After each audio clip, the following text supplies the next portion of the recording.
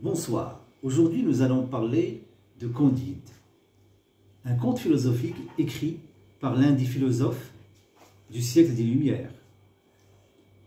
Le livre raconte l'histoire d'un jeune garçon naïf, ingénu, qui manque cruellement d'expérience dans la vie, qui a été chassé du paradis terrestre, du château où il vivait tranquillement avec monsieur et madame la baronne. Il a été chassé car il a embrassé Cunégonde.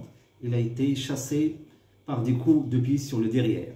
Après cette sortie du paradis terrestre, il va connaître beaucoup de mésaventures, beaucoup d'expériences difficiles. En quelque sorte, il va découvrir la vraie vie.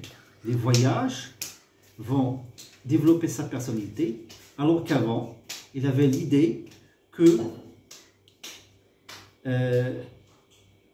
tout est beau, tout est agréable. Et bien sûr, celui qui a façonné son esprit, c'est bel et bien son précepteur au château Pangloss.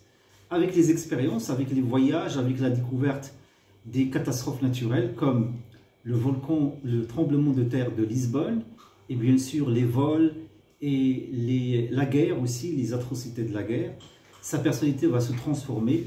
Il va donc arriver à la conclusion qu'il y a le bien et le mal, il n'y a pas que le bien donc.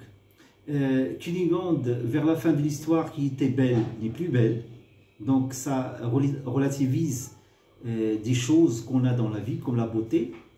Et il y a beaucoup de dichotomies, il y a la beauté et la leader, il y a la méchanceté et la bonté, il y a pas mal d'idées. Certains critiques classent ce même livre comme étant un roman d'apprentissage, car le personnage qu'on retrouve au début n'est pas celui qu'on découvre à la fin, bien sûr, de l'histoire. C'est quelqu'un qui se développe sur le plan de la personnalité et de l'ampleur psychologique.